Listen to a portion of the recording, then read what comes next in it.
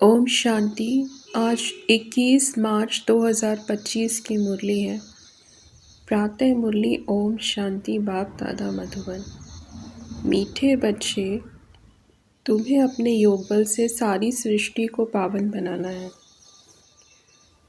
तुम योग बल से ही माया पर जीत पाकर जगत जीत बन सकते हो।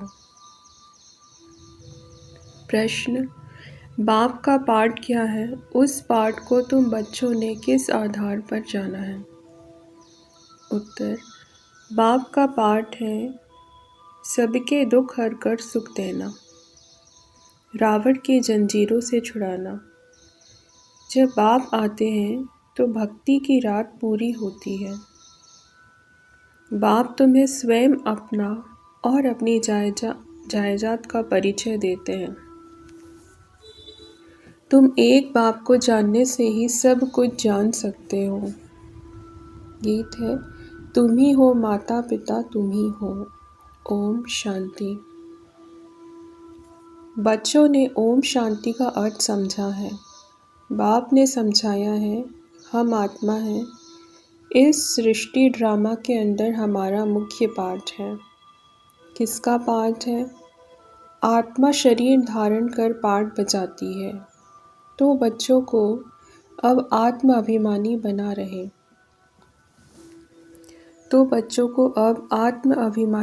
रहे। हैं। इतना समय देह अभिमानी थे, अब अपने को आत्मा समझ बाप को याद करना है। हमारा बाबा आया हुआ है ड्रामा प्लान अनुसार। बाप आते भी हैं रात्रि में। कब आते हैं? उनकी तिथि तारीख कोई नहीं है। तिथि तारीख उनकी होती है जो लौकिक जन्म लेते हैं। यह तो है पारलौकिक बाप। इनका लौकिक जन्म नहीं है। श्री कृष्ण की तिथि तारीख समय आदि सब देते हैं। इनका तो कहा जाता है दिव्य जन्म। बाप इनमें प्रवेश कर बताते हैं कि यह बेहद का ड्रामा है। उसमें आधा कल्प है रात। जब रात अर्थात घोर अंधियारा होता है तब मैं आता हूँ। तिथि तारीख कोई नहीं। इस समय भक्ति भी तमो प्रधान है। आधा कल्प है बेहद का दिन। बाप खुद कहते हैं, मैंने इनमें प्रवेश किया है। गीता में है भगवानुवाच, परंतु भगवान मनुष्य हो नहीं सकता। श्री कृष्ण भी देवी गुणों वाला है। यह मनुष्य लोक है, यह देवलोक नहीं है। गाते भी हैं ब्रह्मा देवताए नमः। वह है सूक्ष्म वतनवासी। बच्चे जानते हैं वहाँ हड्डी मांस नहीं होता है। वह है सूक्ष्म सफ़ेद छाया। जब मूल वतन में है तो आत्मा को ना सूक्ष्म शरीर छाया वाला है, ना हड्डी वाला है। इन बातों को कोई भी मनुष्य मात्र जानते नहीं है। बाप ही आकर सुनाते हैं, ब्राह्मण ही सुनते हैं और कोई नहीं सुनते। ब्राह्मण वर्ण होता ही है भारत में। वह भी तब होता है जब परम पिता परमात्मा प्रजापिता ब्रह्मा द्वारा ब्राह्मण धर्म की स्थापना करते हैं। अब इनको रचता भी नहीं कहेंगे। नई रचना कोई रचते नहीं है, सिर्फ रिज्यूविनेट करते हैं। बुलाते भी हैं, हे बाबा पतित दुनिया में आकर हमको पावन बनाओ। अभी तुमको पावन बना रहे हैं। तुम फिर योग बल से इस सृष्टि को पावन बना रहे हो। माया पर तुम जीत पाकर जगत जीत बनते हो। योग बल को साइंस बल भी कहा जाता है। ऋषि मुनि आदि सब शांति चाहते हैं, परंतु शांति का अर्थ तो जानते नहीं। यहाँ तो ज़रूर पाठ बजाना है ना। शांति धाम में स्वीट साइलेंस होम। तुम आत्माओं को अब यह मालूम है कि हमारा घर शांति धाम है। यहाँ हम पाठ बजाने आए हैं, बाप को भी बुलाते हैं। हे पतित पावन, दुख हरता, सुख करता आओ, हमको इस रावण की जंजीरों से छुड़ाओ। भक्ति है रात, ज्ञान है दिन। रात मुर्दाबाद होती है, फिर ज्ञान जिंदाबाद होता है। यह खेल है सुख और दुख का। तुम जानते हो पहले हम स्वर्ग में थे, फिर उतरते उतरते आकर नीचे हेल में पड़े हैं। कलयुग कब खलास होगा, फिर सतयुग कब आएगा, यह कोई नहीं जानते। तुम बाप को जानने से बाप द्वारा सब कुछ जान गए हो। मनुष्य भगवान को ढूंढने के लिए कितना धक्का खाते हैं। बाप को जानते ही नहीं, जाने तब जब बाप आकर अपना और जायदाद का परिचय दे। वर्षा बाप से ही मिलता है, माँ से नहीं। इनको मम्मा भी कहते हैं, परंतु इनसे वर्षा नहीं मिलता है। इनको याद भी नहीं करना है। ब्रह्मा विष्णु शंकर भी शिव के बच्चे हैं, यह भी कोई नहीं जानते। बेहद की सारी दुनिया का रचयिता एक ही बाप है, बाकी सब हैं उनकी रचना या हद के रचयिता। अब तुम बच्चों को बाप कहते हैं, मुझे याद करो तो तुम्हारे विकर्म विनाश हो।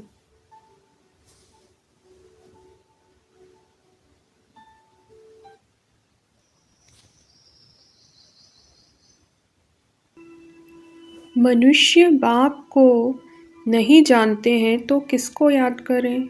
इसलिए बाप कहते हैं, कितने निधन के बन पड़े हैं। यह भी ड्रामा में नूंद है। भक्ति और ज्ञान दोनों में सबसे श्रेष्ठ कर्म है दान करना।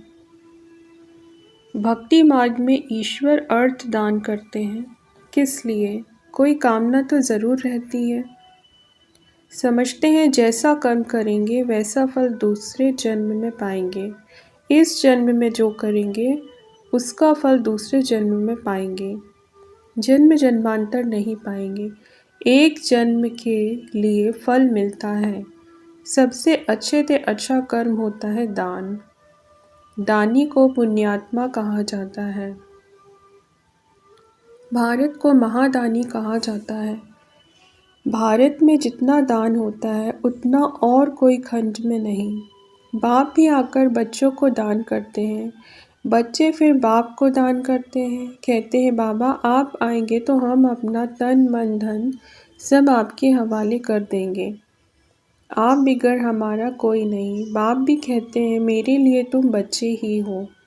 मुझे कहते ही हैं हेवनली गॉड फादर, अर्थात स्वर्ग की स्थापना करने वाला। मैं आकर तुमको स्वर्ग की बादशाही देता हूँ। बच्चे मेरे अर्थ सब कुछ दे देते हैं। बाबा सब कुछ आपका है। भक्ति मार्ग में भी कहते थे, बाबा यह सब कुछ आपका दिया हुआ है। फिर वह चला जाता है तो दुखी हो जाते हैं। वह है भक्ति का अल्पकाल का सुख। बाप समझाते हैं, भक्ति मार्ग में तुम मुझे दान पुण्य करते हो इनडायरेक्ट, उसका फल तो तुमको मिलता रहता है।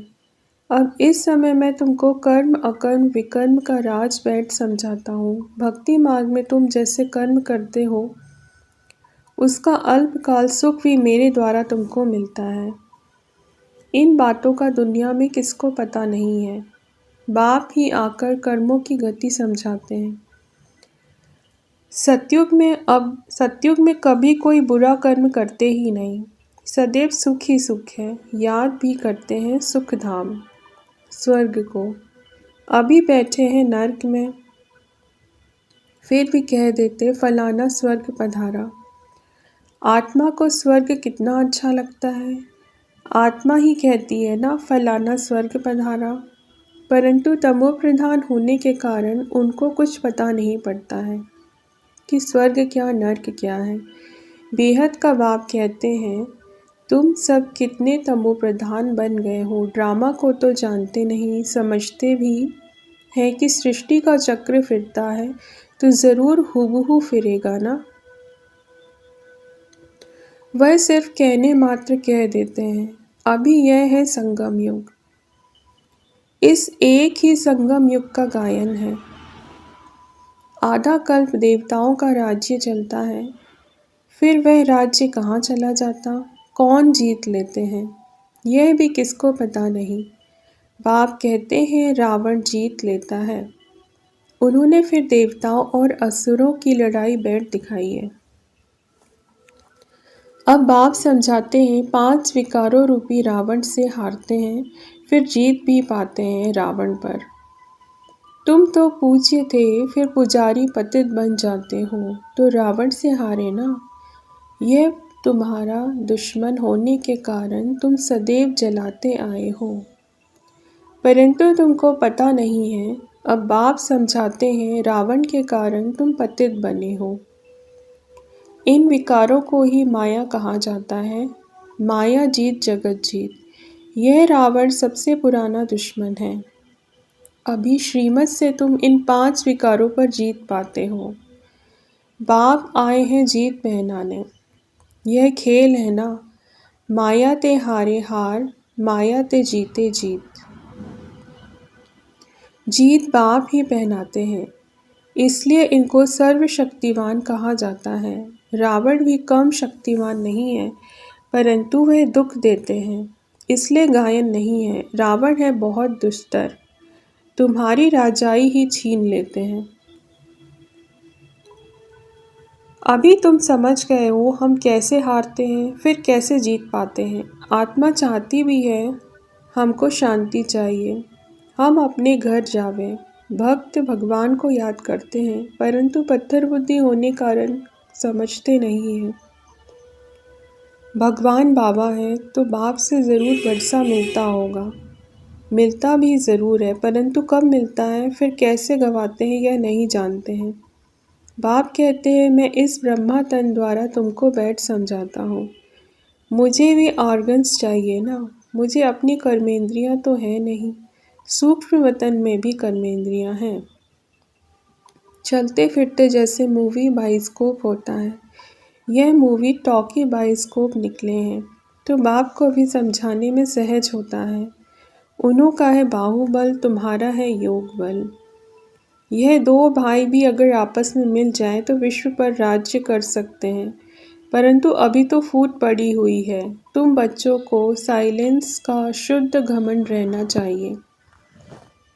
तुम मन बनावों के आधार से साइलेंस द्वारा जगत जीत बन जाते हो, वह है साइंस घमंडी। तुम साइलेंस घमंडी अपने को आत्मा समझ बाप को याद करते हो। याद से तुम सतो प्रधान बन जाएंगे। बहुत सहज उपाय बताते हैं। तुम जानते हो शिव बाबा आए हैं हम बच्चों को फिर से स्वर्ग का वर्षा देने। तुम्हारा जो भी कलयुगी कर्म बंधन है, बाप कहते हैं उनको भूल जाओ। 5 विकार भी मुझे दान में दे दो। तुम जो मेरा मेरा करते आए हो, मेरा पति, मेरा फलाना, वह सब भूलते जाओ। सब देखते हुए भी उनसे ममत्व मिटा दो। यह बात बच्चों को ही समझाते हैं। जो बाप को जानते ही नहीं, वह तो इस भाषा को भी समझ न सके। बाप आकर मनुष्य से देवता बनाते हैं। देवताएं होते ही सतयुग में हैं, कलयुग में होते हैं मनुष्य। अभी तक उनकी निशानियां हैं, अर्थात चित्र हैं। मुझे कहते ही हैं पतित पावन। मैं तो डिग्रेड होता नहीं हूँ। तुम कहते हो हम पावन थे, फिर डिग्रेड हो पतित बने हैं। अब बाप आकर पावन बनाओ तो हम अपने अब आप आकर पावन बनाओ तो हम अपने घर में जाएं। यह है स्पिरिचुअल नॉलेज। अविनाशी ज्ञान रत्न है ना, यह है नई नॉलेज। अभी तुमको यह नॉलेज सिखाता हूँ। रचयिता और रचना के आदि मध्य अंत का राज बताता हूँ। अभी यह तो है पुरानी दुनिया, इसमें तुम्हारे जो भी मित्र संबंधी आदि हैं, देह सहित सबसे ममत्व निकाल दो। अभी तुम बच्चे अपना सब कुछ बाप हवाले करते हो। बाप फिर स्वर्ग की बादशाही 21 जन्मों के लिए तुम्हारे हवाले कर देते हैं। लेन देन तो होती है ना। बाप तुमको 21 जन्मों के लिए राज्य भाग्य देते हैं। 21 जन्म 21 पीढ़ी गाए जाते हैं ना, अर्थात 21 जन्म पूरी लाइफ चलती है। बीच में कभी शरीर छूट नहीं सकता, अकाली मृत्यु नहीं होती। तुम अमर बन और अमरपुरी के मालिक बनते हो।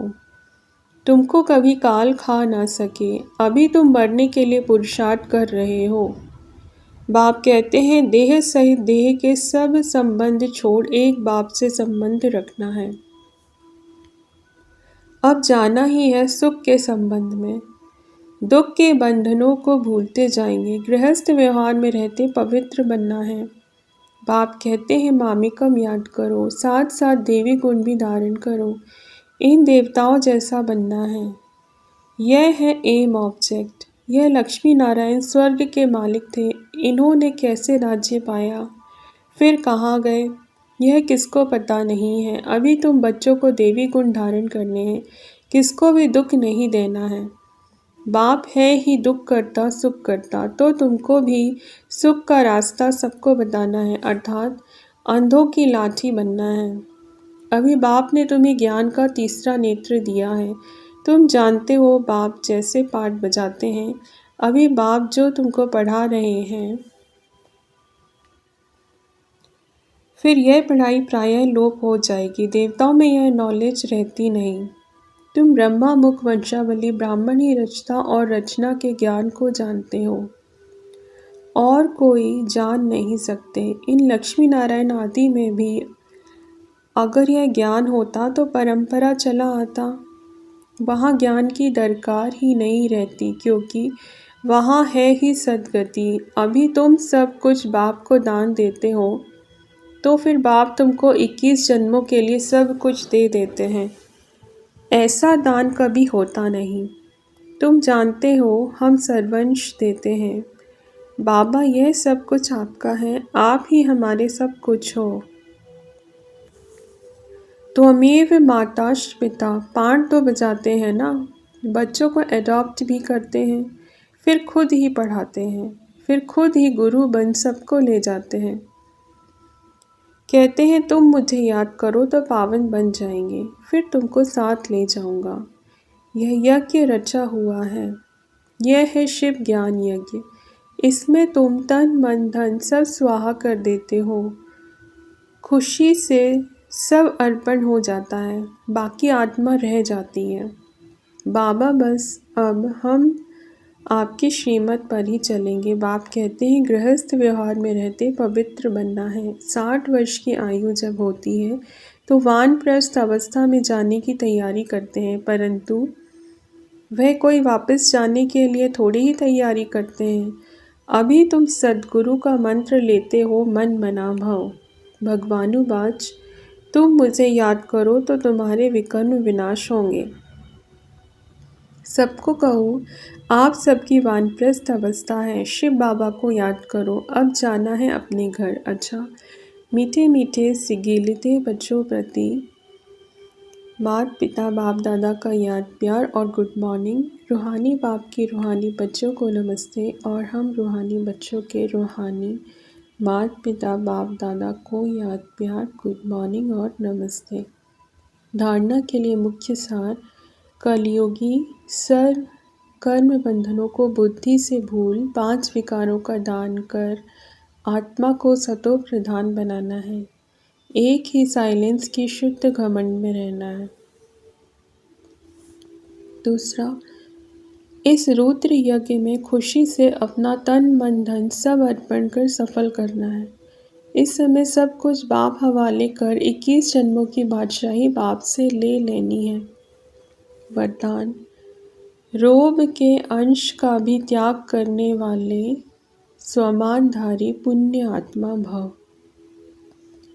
रोब के अंश का भी त्याग करने वाले स्वमानधारी पुण्य आत्मा भव। स्वमानधारी बच्चे सभी को मान देने वाले दाता होते हैं। दाता अर्थात रहम दिल। उनसे कभी किसी भी आत्मा के प्रति संकल्प मात्र भी रोब नहीं रहता। यह ऐसा क्यों? ऐसा नहीं करना चाहिए, होना नहीं चाहिए। ज्ञान यह कहता है क्या?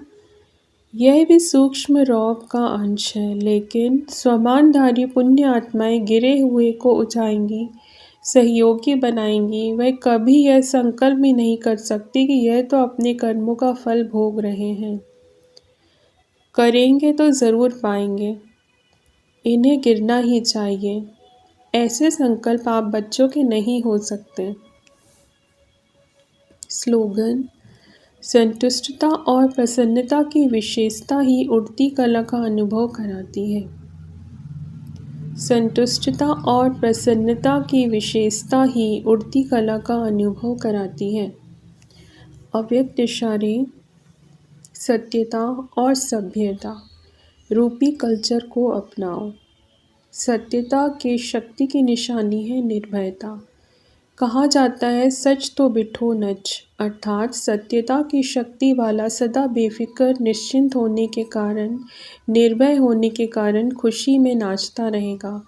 यदि अपने संस्कार व संकल्प कमज़ोर हैं तो वह कमज़ोरी ही मन की स्थिति को हलचल में लाती है। इसलिए पहले अपनी सूक्ष्म कमज़ोरियों को अविनाशी रुद्र यज्ञ में स्वाहा करो। ओम शांति।